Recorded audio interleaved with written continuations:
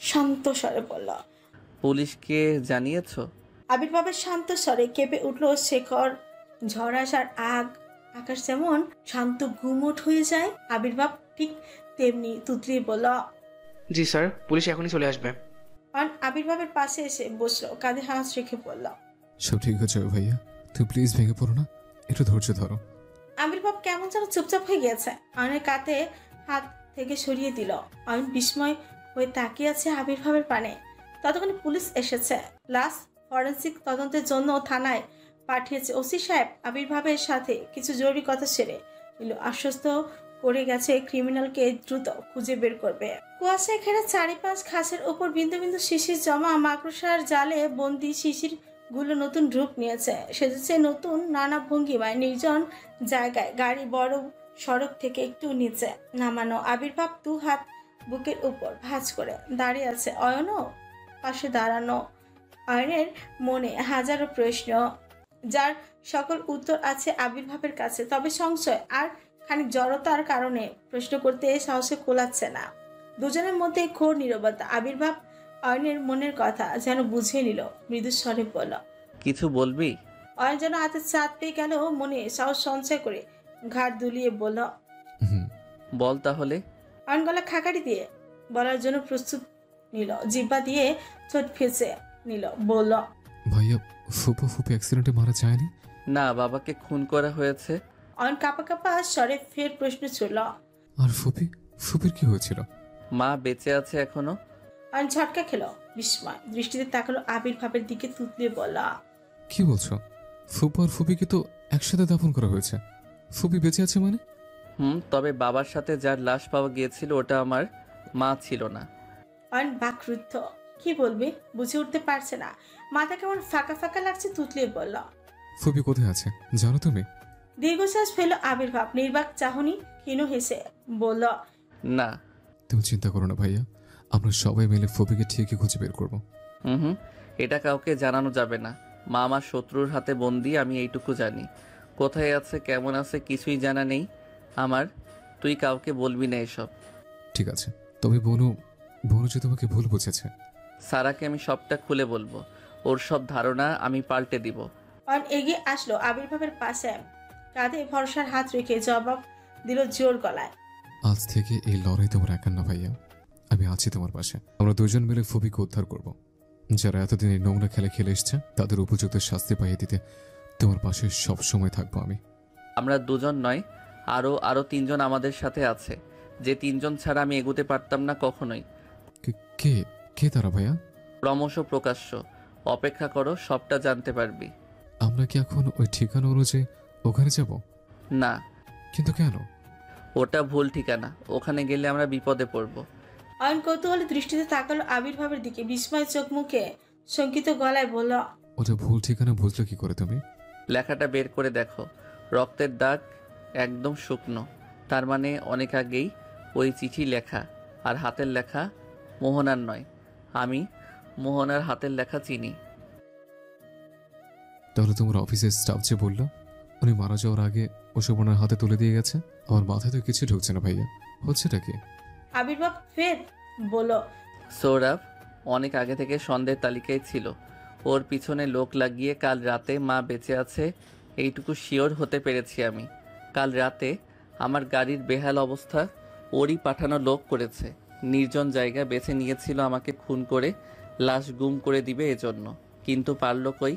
আবির্ভাব চৌধুরীর সাথে পেরে ওঠা খুব সহজ না। একটাকেও বাঁচতে দেয় নাই, ভয়ঙ্করভাবে মৃত্যু দিয়েছি প্রত্যেককে। কেঁপে উঠল অয়ন, গলার স্বর দলা পেকে যাচ্ছে, মনে বুদ্ধির তুফান। বাতাসের প্রতিধ্বনির সাথে একই কথা বারবার কানে বাজছে। খুন করে ফেলেছি। ক্ষীণ গলায় বলল। তুমি সবটা জানার পরও সৌরভকে ছেড়ে দিলে কেন? কোনো রকম স্টেপ নিচ্ছ না কেন? লোকটাকে এইভাবে ছেড়ে দেওয়া কি ঠিক হচ্ছে? আবির্ভাব দীর্ঘশ্বাস ফেলে একটু হাসল। রাগের মাথায় কোনো ডিসিশনই শোভনীয় নয়, সেটা মোর্শেদকে মেরে বুঝেছি। ওর কাছে সব তথ্য ছিল। আমার ওকে মেরে ফেলাই সবচেয়ে বড় ভুল। কিন্তু ওদের চাল দিয়ে ওদেরই মাত করে দিব এবার, শুধু অপেক্ষা কাঙ্ক্ষিত সময়টার জন্য। অয়ন তাকিয়েছে। আবির্ভাবের বুদ্ধি সত্যি প্রশংসনীয়, সব চিন্তা ভাবনা কেমন নিখুঁত। মৃদু স্বরে বলল। ভাইয়া তুমি আসল ক্রিমিনাল হিসেবে কি কাউকে সন্দেহ করছো? হুম। অয়ন উত্তেজিত কঞ্চে বলল, কাকে? যদি বলি তোর বাবা আর চাচাকে বিশ্বাস করবি সেটা? অয়নের মাথায় বজ্রপাত হলো, কথা হারিয়ে গেল মুখ থেকে, পা কাঁপছে, দাঁড়িয়ে থাকা যেন দায়। অয়ন আবির্ভাবকে খুব ভালোভাবে চিনে, সন্দেহের বশত কাউকে দোষারোপ করার মানুষ সে নয়। তার মানে সত্যি তার বাবা এসবে জড়িয়ে? বাবা এতটা নিজ, গলা দিয়ে স্বর বের হচ্ছে না, মুখের রং বদলেছে, হাত পা যেন বাদ সাজছে না, কাঁপছে অনবরত। আবির্ভাব কাঁধে হাত রেখে বলল, আমিও প্রথমে বিশ্বাস করি নাই। তোর বাবা চাচা আমার বাবাকে খুন করেছে কিনা এটার পাকাপোক্ত কোনো প্রমাণ আমার কাছে নেই। তবে বাবা মারা যাওয়ার পর বাবার ব্যাংক ব্যালেন্স জালিয়াতি করে সব হাতিয়ে নেয়। আমি তখন 15 বছরের কিশোর, এসব সম্পর্কে আমার কোনো ধারণা ছিল না। বাবা মায়ের লাশ দেখার পর পাগল পাগল লাগে। যদিও মায়ের লাশ বানানো হয়েছিল যাকে তার মুখ থেতলে দেওয়া ছিল, তখন তো অত বুঝি নাই। বাবা মায়ের লাশ দাফন করে পাগলের মতো আমার বোনটাকে খুঁজি, কোথাও না পেয়ে ছুটে যাই মামাবাড়ি। আমার কাছে বড় মামা ছিল আমার সবচেয়ে ভালো বন্ধু, সুপার হিরো ছিল আমার। আমার সকল মুশকিল আসান ছিল বড় মামা। সবাইকে হারিয়ে একমাত্র ভরসার জায়গা ছিল ওই মামাই। গেটের পাশে দাঁড়াতেই লতিফ মামা গেট খোলে না, ভিতর থেকে নাকি নিষেধ আছে আমাকে ভিতরে না যেতে দেওয়ার। আমি বারবার অনুরোধ করলেও লতিফ মামা আমাকে ঢুকতে দেয় না। তবে এইটুকু বুঝতে পারি লতিফ মামার হাত পা বাঁধা। থেমে যাই আমি, গেট থেকে সরে এসে কোনো রকম প্রাচীর টপকে এক দৌড়ে বাসার ভিতরে চলে যাই। বড় মামুনি আমাকে দেখে কান্নায় ভেঙে পড়ে। ভিতরে এনে বসাতে গেলেই মামা আমার হাত টেনে ধরে, চোখে মুখে ক্রোধ নিয়ে ধাক্কা দিয়ে বাসার বাইরে বের করে দেয়। ভবিষ্যতে ওই বাড়িতে গেলে ঠ্যাং ভেঙে দিবে জানায়। যার তার ওই বাড়িতে ঢোকার অনুমতি নেই। ছোট লোকের বাচ্চা বলতেও দ্বিধাবোধ করে না। আজগর চৌধুরীর সন্তান কয়েক ঘন্টার মধ্যে হয়ে যায় ছোট লোকের বাচ্চা। আমি অবাক হই। সদ্য বাবা মা হারানোর ধাক্কা সামলে না উঠতেই আমার সবচেয়ে আপনজনের ভয়ঙ্কর রূপ সামনে চলে আসে। এত বড় শহরে কে দিবে আমাকে ঠাঁই? যাব কোথায়? আমি কান্নায় ভেঙে পড়ি। লতিফ মামা তখন আমার পাশে দাঁড়ায়, আমাকে ঠাঁই দেয় তার বাসায়। 3 দিন থাকলাম ওনার বাসায়, তারপর হোস্টেলে শিফট হলাম। হোস্টেলে থেকে কলেজ শেষ করে স্কলারশিপে পড়াশোনা করতে কানাডা চলে যাই। বাবা আমার পড়াশোনার জন্য যে টাকা রেখে যায় সেগুলো দিয়ে পড়াশোনার ফাঁকে বিজনেস স্টার্ট করি। দেশে ফিরে বাবার পড়ে থাকা বেহাল ব্যবসার হাল ধরি। অফিসের নাম পরিবর্তন করে সবটা নিজের মতো করে শুরু করি। আল্লাহ সহায় হন, আমার সফলতা খুব তাড়াতাড়ি আমাকে ধরা দেয়। ব্যবসার পাশাপাশি বাবা মায়ের খুনি আর বোনের সন্ধান চালাই। বিশ্বাস করো তখনও মামাকে সন্দেহ করি নাই, কিন্তু প্রতিটা প্রমাণ সাদেক আহসান আর সালে আহসানকে দোষী ভাবতে বাধ্য করে। আবির্ভাবের কণ্ঠ জড়িয়ে আসছে, ভেজা কণ্ঠস্বরের কথা অস্পষ্ট। মুহূর্তের মধ্যে অয়ন আবির্ভাবকে জড়িয়ে ধরল, কান্নায় ভেঙে পড়ল। এবার একটা মানুষ এতটা কষ্ট, এত দুঃখ নিয়ে এতদিন একা একা লড়াই করেছে, তবু এখনো কতটা, কিভাবে এতটা স্ট্রং।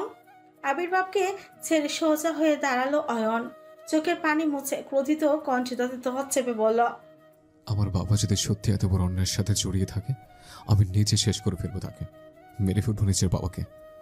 আবির্ভাব থামিয়ে দিল, দীর্ঘশ্বাস ফেলে বলল, শান্ত হ, পাকাপোক্ত প্রমাণের অপেক্ষায় আছি। কথা দে তুই আমাকে বাসায় গিয়ে কোনো রকম অদ্ভুত আচরণ করবি না। আমি চাই না আমাদের কোনো আচরণে ওরা বুঝতে পারুক আমি ওদের সন্দেহ করছি। ঠিক আছে, কাউকে কিচ্ছু বলবো না আমি। তবে যেভাবেই হোক ফবিকে আগে খুঁজে বের করতে হবে আমাদের। চলো ফেরা যাক, জরুরি কাজ আছে সেগুলো সারতে হবে।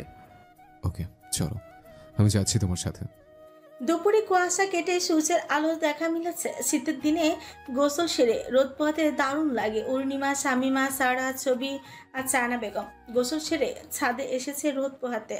রেলিং এর উপর বসে পা দুলিয়ে হেসে হেসে গল্প করছে অরুণিমা, ছবি, শামিমা আর চায়না বেগম। সারা একটু দূরে দাঁড়িয়েছে, ফোন হাতে নিয়ে আবির্ভাবকে কল করছে বারবার, তবে ফোন বন্ধ। আবির্ভাব অবশ্য কিছুক্ষণ আগে কল করে জানিয়েছে বিশেষ কাজের জন্য মেইন অফিসে যেতে হবে, বাসায় ফিরতে দেরি হবে, ফোনের চার্জ নেই, বন্ধ হয়ে যেতে পারে। সারার মন যেন তবুও মানছে না, একটু কথা বলার জন্য কেমন ছটফট করছে।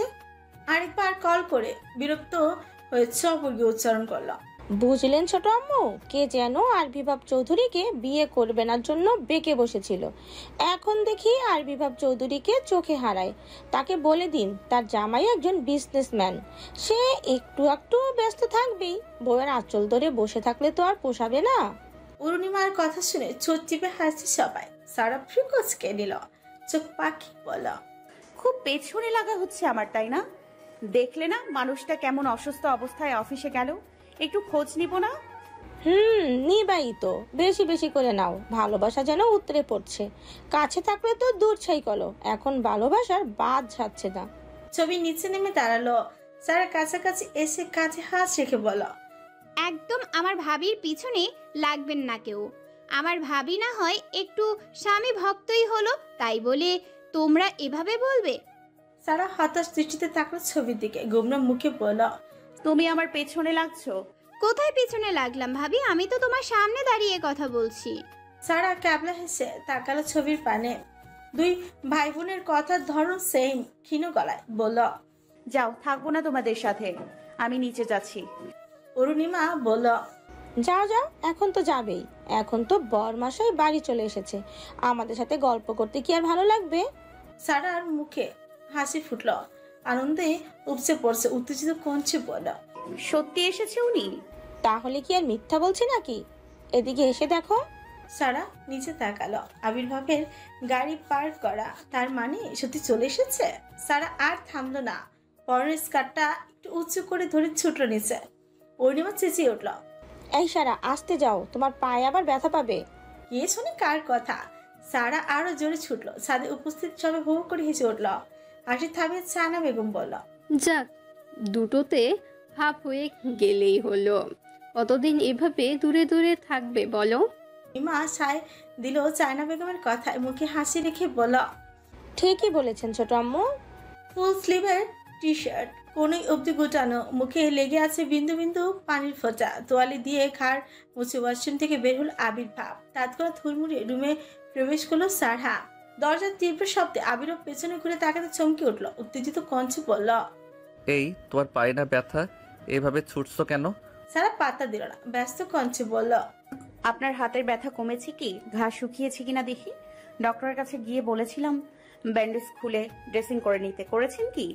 ওয়েট ওয়েট, এতগুলো প্রশ্ন একসাথে করলে কোনটার উত্তর দিব শুনি? সবগুলোর উত্তর দেবেন, এখন ফটাফট বলুন। আবির্ভাব ভাবলেশীন ভাবে বলল, কোনোটাই করি নাই। সারা কোমরে দুই হাত ঠিকই রাখিস স্বরে বলল, কেন করেন নাই? আপনাকে এতবার বলে দিলাম, তবুও কথা কানে যায় না আপনার? হ্যাঁ, আমাকে টেনশনে রাখতে খুব ভালো লাগে। আবির্ভাব মৃদু হাসলো, পেছনে ঘুরে ধীরে ধীরে সারার দিকে এগিয়ে আসলো, ছুঁচ কামড়ে বলল, আমাকে নিয়ে তোমার টেনশন হয়? সারা পেছনের দিকে কয়েক কদম এগিয়ে গেল, চোখ গিলে তুতরি বলল, না, টেনশন কেন হবে, আমি তো এমনি বললাম। আবির্ভাব এবার শব্দ করে হেসে বলল, তাহলে কাল ওভাবে ছুটে গিয়েছিলে কেন খুঁজতে আমাকে? আর কেনই বা এত জোর খাটাও? মিসেস চৌধুরী, এবার স্বীকার করে নিন, আপনি আপনার এই সুদর্শন জামাইকে ভালোবেসে ফেলেছেন। না না না, একদম না, আমার বইয়ে গেছে আপনাকে ভালোবাসতে। তোমার চোখ সত্যিটা বলে দিচ্ছে, মুখের কথা বিশ্বাস করি না। সারা আটকে গেল দেয়ালে। আবির্ভাব ডান হাত দেয়ালে ঠেকিয়ে সারার দিকে ঝুঁকে দাঁড়ালো, ছুট কামড়ে হেসে ফিসফিসিয়ে বলল, you have fallen in love with me জান, প্লিজ অ্যাডমিট ইট। সারা চোখ বন্ধ করে নিয়েছে। আবির্ভাবের চোখে চোখ রেখে মিথ্যে বলার সাহস হবে না, তুতলি বলল, না, কখনোই নয়। আবির্ভাব দুষ্টু হাসি দিয়ে সারার গলায় মুখ ডুবালো, ঠোঁট ছুয়ালো গ্রীবাকুঞ্জনে।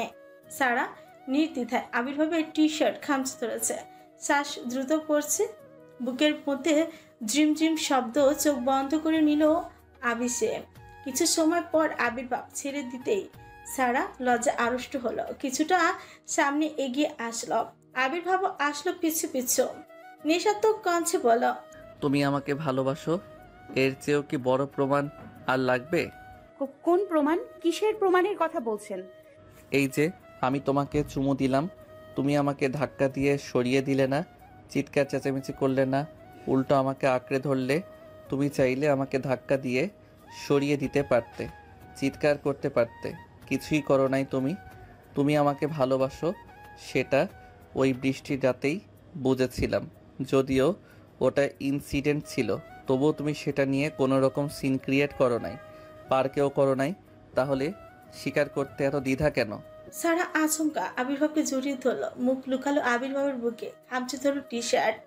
আবির্ভাবের মুখে প্রশান্তির হাসি সারাকে বুকের সাথে শক্ত করে চেপে ধরলো, কানের কাছে মুখ নামিয়ে ফিসফিসিয়ে বলল, ধরা দাও সুইটার, থামিয়ে দাও এই বুকের তোলপাড়। আর কতকাল নিজেকে দূরে সরিয়ে রাখবে? তুমি কি জানো না তোমার স্পর্শে আমার সব অস্থিরতা মিশে যায়? আমার বুকে যে দাহ তা শুধু তোমার একটুখানি সান্নিধ্যেই শান্ত হয়। এসো এই শ্বাসে মিশে যাও, এই হৃদয়ে গেঁথে যাও, আমার হয়ে যাও, একেবারে আমার। আবির্ভাবের আকুল চাওয়া নিঃস্বার্থ কণ্ঠস্বরে সারার সর্ব শরীরে যেন দাবানলের ন্যায় আগুন জ্বলে উঠল, কেঁপে উঠল ক্ষণে ক্ষণে, আরো শক্ত করে জড়িয়ে নিল তার অর্ধাঙ্গকে। শীতের রাত, গভীর রোমাঞ্চের কবিতা, কুয়াশার আলিঙ্গনে চাঁদের আলো, প্রেমিকের মায়াবী দৃষ্টি আর হিমেল হাওয়ার স্পর্শে হৃদয়ে জাগে অজানা শিহরণ। নক্ষত্র খচিত আকাশে ভালোবাসার নীরব স্বপ্নেরা মিশে যায়। প্রকৃতি তখন হয়ে ওঠে এক চিরন্তন প্রেমের উপাখ্যান। সারা রুমে জানালা খোলা, দিগন্তের হাওয়া, জানালার ফিনফিনে সাদা পর্দা, নিচে চলেছে রুমে জ্বালানো নানা রঙের ক্যান্ডেল লাইট গুলো হাওয়ায় নিভু নিভু করছে। মেঝেতে ছড়ানো গোলাপের পাপড়িগুলো একে অপরের উপর আশ্রে পড়েছে। রাইয়ান হাত টান করে জানলাগুলো দ্রুত বন্ধ করে নিল। আরেকটু হলেই এত সময় সকল পরিশ্রম জলাঞ্জলি যেত। জানলা বন্ধ করে এসে ধপ করে বিছানায় বসে পড়ল। হাত ছড়িয়ে শোয়ার জন্য প্রস্তুতি নিতে অয়ন চিৎকার দিয়ে উঠল, চোখ মুখ কুচকে কঠোর কঞ্চে বলল, তুই শুধু শুয়ে শুয়ে দেখ, তোর গায়ে চামড়া ছেলে বেডশিট বানিয়ে দেবো। রায়ান এক লাফে নিচে নেমে দাঁড়ালো, চুট ফুলে গোমরা মুখে বলল, আমার চামড়া খুব সেনসিটিভ, এটা দিয়ে ডেড সিট হবে না। একটু ভালোভাবে বললে কি হয়? সেই সন্ধ্যা থেকে কাজ করছি, আমার কোমর ব্যথা শেষ, একটু রেস্ট নিতে যাচ্ছিলাম, আর তুমি এভাবে ব্যবহার করছো। অয়ন তড়িঘড়ি করে ঘড়ির দিকে তাকালো। সত্যি তো অনেক রাত হয়ে গিয়েছে। ঘড়িতে এখন রাত 11:45, অথচ আবির্ভাব সন্ধ্যার আগে বের হওয়ার সময় বলে গিয়েছে 8টার মধ্যে ব্যাক করবে। মোনার ফরেন্সিক রিপোর্টে ইম্পর্টেন্ট কিছু তথ্য মিলেছে, যে কারণে ওসি সাহেব এমার্জেন্সি ভাবে থানায় যেতে বলেছে। অবশ্য অয়নের সাথে যেতে চেয়েছিল, কিন্তু আবির্ভাব সাথে নিতে রাজি হয় না। থানায় তেমন সমস্যা হওয়ার কথা হতো না, এটা ভেবেই অয়ন অতটা গায়ে মাখে নেই। তাহলে এখন এত দেরি হচ্ছে কেন? অয়নের মনে অজানা ভয় বাসা বাঁধল। রাইয়ানকে বাকি কাজ সেরে ফেলতে বলে ফোন হাতে নিয়ে করিডোরের দিকে চলে আসলো। ডায়াল করেছে আবির্ভাবের নাম্বারে, রিং হচ্ছে। রিসিভ করতেই কয়েক সেকেন্ড সময় লাগলো। অয়ন ব্যস্ত হয়ে উদ্বিগ্ন গলায় বলল, ভাইয়া কোথায় তুমি? এখন আসলো না যে বাসায়? আবির্ভাবের কণ্ঠস্বর অতি শান্ত মৃদু কঞ্চে বলল, আমি অফিসে এসেছি জরুরি কাজে, ইমার্জেন্সি পড়ে গিয়েছিল, এজন্য আসতে হলো। এত রাতে অফিসে কেন? কোনো সমস্যা হচ্ছে কি ভাইয়া? না তেমন কিছু না, পুলিশ ফের ইনভেস্টিগেশনের জন্য অফিসে এসেছে। অফিস যেহেতু আমার, সেক্ষেত্রে আমার এখানে উপস্থিত থাকাটা জরুরি। মোহনার ব্যাপারটা আতঙ্কে ফেলেছে আমাকে। অফিসের সকল স্টাফদের জন্য সিকিউরিটি দরকার। আমি আসবো কি ভাইয়া? না, হয়ে গেছে, কিছুক্ষণের মধ্যে বাসায় চলে আসবো। ঠিক আছে, প্রয়োজন হলে জানিও আমাকে। ওকে। ওদিকের কাজ কত দূর? তুমি ইম্পর্টেন্ট কাজ করছো, এইসবের মধ্যে এটা মনে আছে তোমার? ইম্পর্টেন্ট কাজে আছি তো। তোদের যে কাজ দিয়েছি ওটাও ইম্পর্টেন্ট কাজ। যেভাবে বলছি ওইভাবেই যেন পাই, না হলে সব কয়টার হাড় ভাঙবো। অয়ন হতাশ কঞ্চে বলল, ঠিক আছে, সেভাবেই চেষ্টা করছি, কোনো ত্রুটি থাকবে না। তুমি জলদি বাসা চলে আসো তো। ঠিক আছে। এসো। অর্ণিমার মুখে সেফটি পিন গোছা, ছবি সাইড আঁচল ধরে রেখেছে। চায়না বেগম কুচিগুলো হাত দিয়ে সুন্দর করে গুছিয়ে দিচ্ছে। সারার মুখে একরাশ বিরক্তির ছাপ। সন্ধ্যার নাস্তা করে সবে মাত্র বিছানায় গা এলিয়ে দিয়েছিল একটু বিশ্রাম নেওয়ার জন্য, অথচ এই গ্যাং এক প্রকার হাইজেক করে তুলে আনার মতো টেনে হিঁচড়ে অয়নের রুমে এনেছে তাকে। এখন যুদ্ধ করছে শাড়ি পরার জন্য। সারা শাড়ির কথা শুনে নাক মুখ কুচকে নেয়। অয়ন ছবির বিয়ের দিন শাড়ি পরে কয়েকশো বাড়ি হোজট খেয়ে পড়তে পড়তে কোনো রকমের রক্ষা পেয়েছে সে। শেষ বেলায় এসে দেখে পেছনের পেটিকোটের সাথে গোজা অংশ খুলে ঝুলছে। এই শাড়ি পরে মান সম্মান ভর্তা করার মতো মোটেই ইচ্ছে নেই তার। সারা উস্কুর করছে, শুইলা কঞ্চে চায়না বেগমকে জাগলো। ও মামুনি, তুমি কত ভালো মানুষ। এই বাড়িতে একমাত্র তুমিই নরম মনের মানুষ, আর তুমি কিনা আমার সাথে এমনটা করছো। চায়না বেগম কুচি ছেড়ে দিয়ে উঠে দাঁড়ালো, আদুরের স্বরে বলল। খুব কষ্ট হচ্ছে। কি শাড়ি পরে মা? সারা গাল ফুলিয়ে মাথা উপর নিচে করে বোঝালো। আহারে, ছবি আর অরুণিমার দিকে তাকিয়ে বলল, ছেড়ে দাও না। ও যেটা পড়তে পছন্দ করে সেটাই পড়তে দাও ওকে। ছবি অরুণিমা দুজনেই কোমরে হাত গুজে নিল। অরুণিমা হতাশ কণ্ঠে বলল, আপনাকে সহজ সরল পেয়ে মুরগি বানানোর চেষ্টা করছে। এত সময় কি বলে আপনাকে এখানে আনলাম ছোট আম্মু? চায়না বেগমের মুখের ভঙ্গিমা পাল্টে গেল। মুখটা খানিক গম্ভীর করে সারার উদ্দেশ্যে বলল, হুম, কোনো কথা না, একদম চুপচাপ দাঁড়িয়ে থাকবে। শাড়ি পরে অভ্যাস করতে হবে। বাঙালি নারী ওই শাড়ি ক্যারি করতে পারো না, এটা লজ্জাজনক ব্যাপার। সারা আর কিছু বলার জন্য মুখ খুলতে নিলেই ছবি আটকে দিল। খানিক থমকে বলল, আপু প্লিজ এত নড়ো না তো, চুপচাপ দাঁড়িয়ে থাকো। তুমি নড়াচড়া করলে শাড়ি পরানো সুন্দর হবে না। সারার কথা বল না, চুপচাপ দাঁড়িয়ে রইল। ইচ্ছে না থাকলেও ও বাধ্য হয়ে পড়তে হচ্ছে শাড়ি। মনে মনে ভাবলো কিছু সময় না হয় সাজাক ওদের মন মতো করে।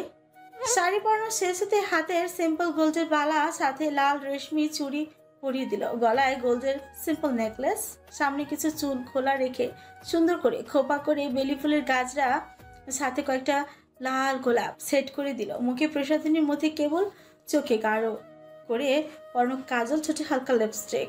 সাজানো শেষ, তিনজনই একচোটে মাশাআল্লাহ বলে উঠল। চায়না বেগম আদুরের স্বরে বলল, কি মিষ্টি লাগছে তোকে, একদম নতুন বউয়ের মতো লাগছে। ছবি সারাকে পেছন থেকে জড়িয়ে ধরে বলল, নতুন বউয়ে তো আমার ভাইয়ের সুন্দরী বউ। সত্যি তুমি নিজেকে আয়নায় দেখলে চোখ ফেরাতে পারবে না। কি অসাধারণ লাগছে তোমায়। অরুণিমা ছোট টিপে হেসে বলল, অসাধারণ লাগছে না, শুধু ভীষণ আদুরেও লাগছে।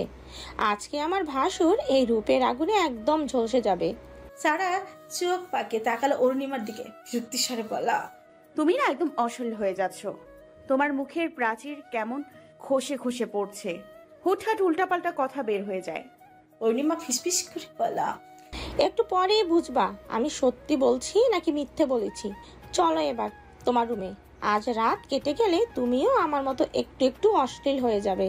সারা নিজ রুমে যাওয়ার জন্য পা বাড়াতে গেলে অরুণিমা আটকে দিল, ব্যস্ত কণ্ঠে বলল, দাঁড়াও দাঁড়াও, একটা কাজ বাকি আছে এখনো। সারা চোখে মুখে বিস্ময়। চায়না বেগম ফ্রু গুটিয়ে নিয়ে বলল, সাজানো তো হয়ে গিয়েছে, তাহলে আর কি কাজ বাকি আছে? আরে একটু ঘুমটা টেনে দেই। লাল শাড়িতে ঘুমটা দিলে একদম নতুন বউয়ের ভাইবটা আসবে। অরুণিমার কথাটা বেশ পছন্দ হলো ছবির। শাড়ির লম্বা আঁচলটা তুলে সারার মাথায় ঘুমটা টেনে দিল। সারা বাধা দিল না, যখন ঠিক করেছে আজকে ওদের কোনো কিছুতেই বাধা দেবে না, সেক্ষেত্রে চুপ থাকাটাই শ্রেয়। জামদানির সাথে বেশ ভালোভাবে হাঁটতে পারছো সারা, কারো সাহায্য ছাড়াই নিজেই রুমে হেঁটে চলেছে। দরজা ভেজানো, হালকা ধাক্কা দিতে খট করে খুলে গেল কপাট। সারা ধীরে ধীরে রুমে প্রবেশ করলো। চমকালো এবার দারুণ, চক্ষুতে বড় বড় হলো নিমিষে। আপন মনে বিড়বিড় করে বলল, এত সুন্দর করে সাজালো কে? একদম সারার কল্পনার মতো করে সাজানো। দরজার কাছে পৌঁছে দিয়েছে চায়না বেগম এবং ছবি, যে যার ঘরে চলে গিয়েছে। অরুণিমা রয়ে গেছে এখনো। সারার সাথে ঢুকলো রুমে, ব্যঙ্গ করে বলল, শোনো, তোমরা এমনিতেই লেট লতিফ। বাসর রাতে বিড়ালটা যেন এখন মারতে পারো নাই, সেটা আমরা বেশ বুঝতে পেরেছি। এত কষ্ট করে মাঠ ঘাট উভয়ই সাজালাম, চাষটা যেন ভালো মতো হয়। খুব তাড়াতাড়ি আমরা ফসল দেখতে চাই। বিড়াল, মাঠ ঘাট, ফসল এসব আসলো কোথা থেকে? কথা বলার কি ছিরি তোমার? এটাকে তোমার চাষের জমি মনে হচ্ছে? মনে হচ্ছে। এটা কেমন চাষের জমি আর একটু অপেক্ষা করো, ঠিক বুঝতে পারবে। প্লিজ বৌমনি, তুমি এমন করো না তো। কেমন অসভ্যতামো করছো। অরুণিমা উচ্চস্বরে হেসে বলল, আচ্ছা বাবা, আমি কিছু বলছি না। যত দোষ নন্দঘোষ, আমি যা বলি সেটাই খারাপ। গেলাম আমি, সরো। অরুণিমা বের হয়ে গেল রুম থেকে। সারা যেন হাঁপ ছেড়ে বাঁচল এইবার। এত সময় লাগাম ছাড়া কথাবার্তায় কান ঝালাপালা হয়ে গিয়েছিল। জোরে জোরে শ্বাস টেনে ধীরে ধীরে আয়নার পাশে গিয়ে দাঁড়ালো। অবাক নয়নে নিজেকে খুঁচিয়ে দেখলো কিছুক্ষণ। লাল জামদামি শাড়িতে হালকা মেকআপের সাথে সিম্পল গয়না বেশ মানিয়েছে সারাকে। তবে ভেবে লজ্জা পাচ্ছে আবির্ভাব এসে এগুলো দেখলে কি না কি ভেবে বসবে। স্যার আঁচল টেনে মাথায় আরেকটু সুন্দর করে ঘোমটা দিয়ে নিল। ফের নজর বুলালো আয়নায়, 2 হাত দিয়ে মুখ ঢেকে নিল লজ্জায়। বিড়বিড় করে বলল, ইস, এত লজ্জা লাগছে কেন আমার? কুয়াশায় ঘেরা চারপাশ, আহসান মঞ্জিল পেতে আর কিছুটা রাস্তা। এরই মধ্যে আবির্ভাবের গাড়ি নষ্ট হয়েছে। এত রাতে আশেপাশে কোনো রিস্কাও চোখে পড়ছে না। আবির্ভাব হাতে একটা প্যাকেট নিয়ে নিচে নেমে দাঁড়ালো। ঘড়ির দিকে তাকে সময় দেখে নিয়ে বিরক্ত চোখে মুখে গাড়ির উপর সহজে লাথি দিয়ে হাঁটা শুরু করলো। এত রাতে রিস্কা পাওয়াও যাবে না, আর পাওয়া গেলেও হয়তো দীর্ঘ সময় অপেক্ষা করতে হবে। তার চেয়ে হেঁটে যাওয়া শ্রেয়। দূর থেকে কুকুরে ঘেউ ঘেউ শব্দ ভেসে আসছে কানে। আবির্ভাব দ্রুত গতিতে হাঁটছে। আশেপাশে কোনো মানুষ নেই, তবে আবির্ভাব লক্ষ্য করলো কোনো ছায়া ওর পিছু পিছু আসছে। আবির্ভাব থমকে দাঁড়ালো, ঘাড় ঘুরিয়ে পেছনে তাকালো।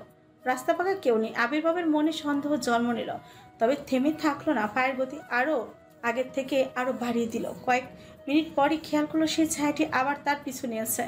আবির্ভাব আবার পেছনে তাকালো। সরাসরি কোনো মানুষ দেখলো না, তবে কিসের ছায়া? আবির্ভাব প্রতি বিশ্বাসী নয়। তাহলে কে ফলো করছে তাকে? যাক, হয়ে যাক না কেন। আবির্ভাব আজ থামবে না। এমনিতেই বেশ রাত হয়ে গিয়েছে। বের হওয়ার সময় সারাকে কথা দিয়ে বের হয়েছিল তাড়াতাড়ি ফিরে যাবে। কথা রাখতে পারে নাই, কাজে আটকে গিয়ে সেই রাতই হয়ে গেল। কিছুক্ষণ পর লক্ষ্য করলো ছায়াটি এখন আর পিছু পিছু আসছে না। আবির্ভাব হাঁপ ছেড়ে বাঁচলো। এবার কয়েক মিনিটের মধ্যে আহসান মঞ্জিলে গেটের পাশে এসে দাঁড়ালো। লতিফ চাচা তাড়াহুড়ো করে গেট খুলে দিল। আবির্ভাব হাতের ব্যাগটা লতিফের দিকে এগিয়ে দিয়ে বলল, এতে মামির জন্য ওষুধ আর কিছু ফল আছে, সকালে বাসায় নিয়ে যেও। লতিফ মিয়ার চোখ ছলছল করছে, চোখের পানি মুছে হেসে কঞ্চে বলল, আর কতদিন আমাদের টানবে বাপ? যতদিন বেঁচে থাকবো ততদিন। তোমাকে অনেকবার বলেছি এসব কাজ ছেড়ে দিতে, তুমি শোনো নাই আমার কথা। ব্যাগের মধ্যে তোমার আর মামির পাসপোর্ট ভিসা করা আছে। পরশু ইন্ডিয়া যাবে মামিকে ডাক্তার দেখাতে, আমি অ্যাপয়েন্টমেন্ট নিয়ে রেখেছি। লতিফ মিয়া এবার শব্দ করে কেঁদে উঠল। কান্না জড়িত কঞ্চে বলল, তুমি না থাকলে মিন্টুর মা হয়তো এতদিন মরেই যেত। এই ঋণ আমি কি দিয়ে শোধ করব? মামা প্লিজ, সেদিন তুমি আমাকে আশ্রয় না দিলে হয়তো এতদিন আমার অস্তিত্ব বিলীন হয়ে যেত। এসব বলে আমাকে বিব্রত করো না। ওয়ালেট থেকে টাকা বের করে লতিফের হাতে দিয়ে বলল, পরশু চলে যেও, লেট করো না। আমি মামাকে বলে তোমার ছুটির ব্যবস্থা করে দিব। আচ্ছা বাপ। আবির্ভাব লতিফ মিয়াকে সব বুঝিয়ে দিয়ে বাসার ভিতরে ঢুকলো। অবাক হলো বচে, কি আশ্চর্য, দরজা খোলা আহসান মঞ্জিলের। এত রাতে তো সদর দরজা খোলা থাকে না, তাহলে আজ খোলা কেন? আবির্ভাব বিষয়টা অত খুঁটিয়ে দেখলো না। উপরে সারার রুমের দিকে এগিয়ে গেল। দরজায় টোকা দিতে খুলে গেল। কোথাও কোনো বাধা নেই, সবকিছু যেন তার জন্য রেডি রাখা। রুমে ঢুকতে চোখে পড়লো সোফায় ঘুমন্ত শাড়ি পরিহিতা সারার দিকে। কি ভয়ঙ্কর সুন্দর লাগছে। আবির্ভাব ধীরে ধীরে সারার পাশে এসে বসলো। অপলক নয়নে তাকিয়ে থাকলো কিছু সময়। আলতো ভাবে সারার কপালে চুমু এঁকে দিল। উঠে দাঁড়িয়ে নিজের অর্ধাঙ্গিনীকে পাজা কোলে তুলে নিয়ে বিছানায় সযত্নে শুইয়ে দিয়ে ওয়াশরুমে ফ্রেশ হওয়ার জন্য ঢুকলো। ফ্রেশ হয়ে বিছানায় রাখা সাদা পাঞ্জাবিটা পরে নিল। রুমের লাইট অফ, ক্যান্ডেল লাইটের মিটিমিটি আলো পড়ছে সারার মুখে। ঠান্ডাটা আজ বেশি পড়েছে। ঠান্ডা কেমন কেঁপে কেঁপে উঠছে সার। আবির্ভাব দরজায় ছিটকিনি আটকে বিছানায় সারার পাশে ঝুঁকে বসলো। কপালের এলোমেলো চুলগুলো সরিয়ে দিয়ে ফের আবারও চুমু খেল। সারার কানের কাছে মুখ নামিয়ে ফিসফিসিয়ে বলল, ফুলের বিছানায় ঘুমিয়ে আছে যেন এক ফুটন্ত ফুল। তোমাকে ছুঁয়ে মনে হয় সময় থেমে গেছে। পৃথিবীর সকল সৌন্দর্য যেন তোমাতে এসে মিশেছে। তোমার নিঃশ্বাসের উষ্ণতা, গালের মসৃণ কোমলতা, সব কিছুই যেন এক অপূর্ণ কবিতা। আমি ছুঁয়ে পূর্ণ করতে চাই এই সুর। তোমার এই নিষ্পাপ মুখশ্রী আর ফুলের মতো স্নিগ্ধতা আমাকে মনে করিয়ে দেয় ভালোবাসা শুধু অনুভবের নয়, এক অপার শান্তির ঠিকানা। আবির্ভাব আরেকটু ঝুঁকে সারার উপর ভর দিয়ে আজ শোয়া হলো। সারার কোমল মসৃণ হাত তুলে বুকের সাথে ঠেকিয়ে বলল, তোমাতে হারিয়েছি বহু আগে। তোমার কাছাকাছি আসলে আমি কেমন খেই হারাই। আমি আমার অস্তিত্ব হারিয়ে ফেলি। খুব অসভ্য হতে মন চায়, কেন বোঝো না? এই বুকের তীব্র আকাঙ্ক্ষা। ভালোবাসি বউ, ভীষণ ভালোবাসি। সত্যি কি তুমি আমার উপর এতটা বিরক্ত? সারার ঘুম ভেঙে গেছে। পিটপিট করে চোখ খুললেই আবির্ভাবকে সামনে আবিষ্কার করলো। আবির্ভাব তখনও তাকে অপলক দৃষ্টিতে, নজর আটকে গেছে তার। এই মুহূর্তে পৃথিবীর সবচেয়ে সুন্দর জিনিসটাই দেখতে যেন ব্যস্ত সে। আবির্ভাবকে এভাবে থাকতে দেখে বেশ লজ্জাই পেল সারহা। মৃদু কঞ্চে বলল, সরি, আমি ঘুমিয়ে পড়ছিলাম। আবির্ভাবের ধ্যান ভাঙলো কিছুটা দূরে এসে ব্যস্ত কঞ্চে বলল, আসলে আমি দুঃখিত, আমার আসতে দেরি হয়ে গেল। সারা তাড়াহুড়ো করে উঠে বসলো। ব্যস্ত কঞ্চে বলল, আপনি ওয়েট করুন, আমি খাবার নিয়ে আসছি। সারা উঠে যেতে গেলেই আবির্ভাব হাত চেপে ধরল, বাধা দিয়ে বলল, আমি খেয়ে এসেছি, তুমি খেয়েছো কি?